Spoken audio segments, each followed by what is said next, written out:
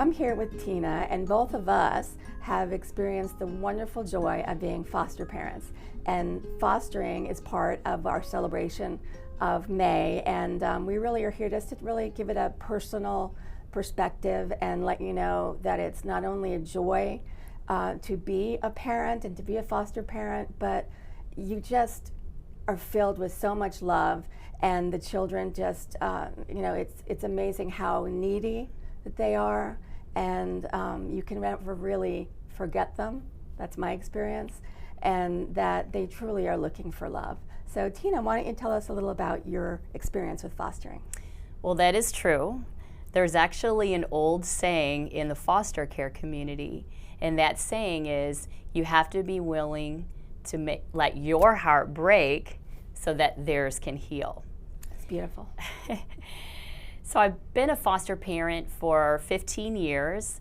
Although I'm no longer a foster parent, you really are always a foster parent, even if you're no longer licensed.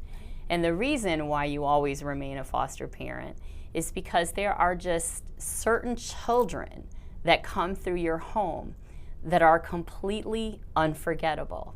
And if you're lucky enough to maintain a relationship with the biological parents, then you can continue that friendship and that support even post reunification. Beautiful. I had such a placement in my life. This little baby came to me at 3 months old. She was a preemie. She had a lot of medical problems, and I just at first really was doubting whether I could properly care for her and be a working mom as well. Right.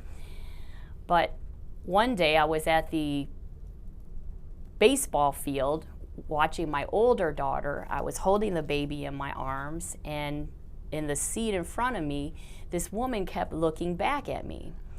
And she finally, about halftime, approached me and said, "You know, your baby looks so familiar.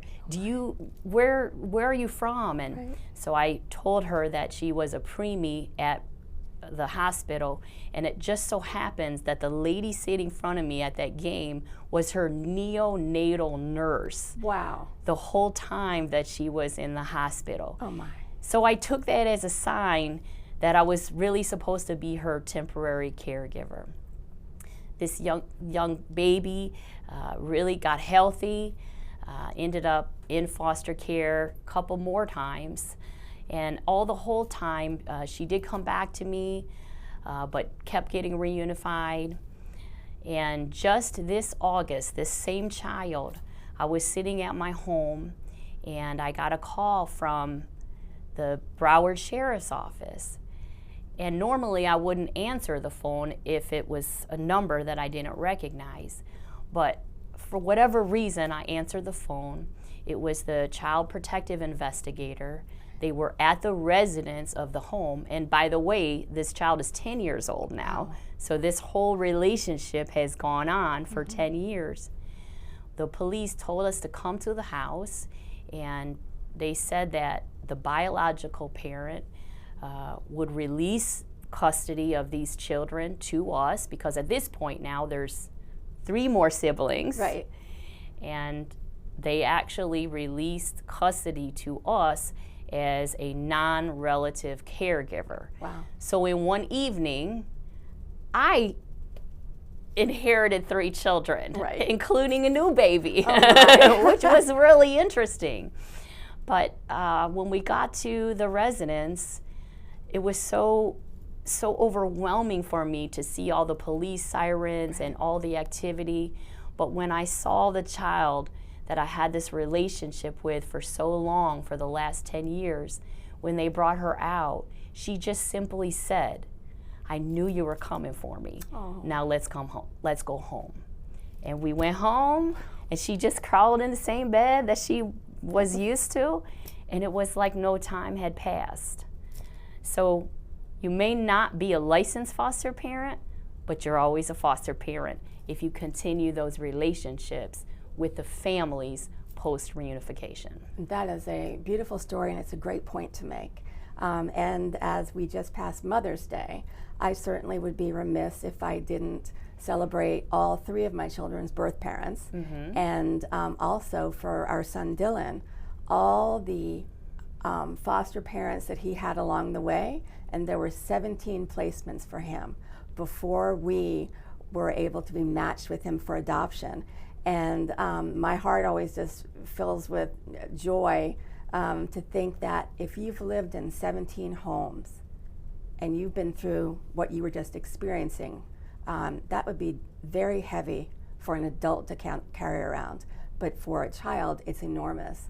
And for me, I saw the difference in Dylan opening up when he put something on the calendar and he'd circled it. And I said, "Sweetie, what is this?" And he said, "That's 90 days. And then you can petition the judge to adopt me." And I just, that was it. You know, other things, like he was excited that he could finally have a parent, be room parent or snack boy, all those things that he couldn't have, but he knew, and his heart had been broken before, that once we set that date, and when we did, we told him, and honestly, our adoption was finalized on National Adoption Day, which was wonderful. But for all the foster parents in Broward County and throughout the state and this beautiful country, thank you. Thank you for loving our kids, and thank you so much for giving them the toolbox and the wings to be able to fly and love and be together as with a family and go on and move from us with such joy and healing. So thank you so much for joining us today. My pleasure.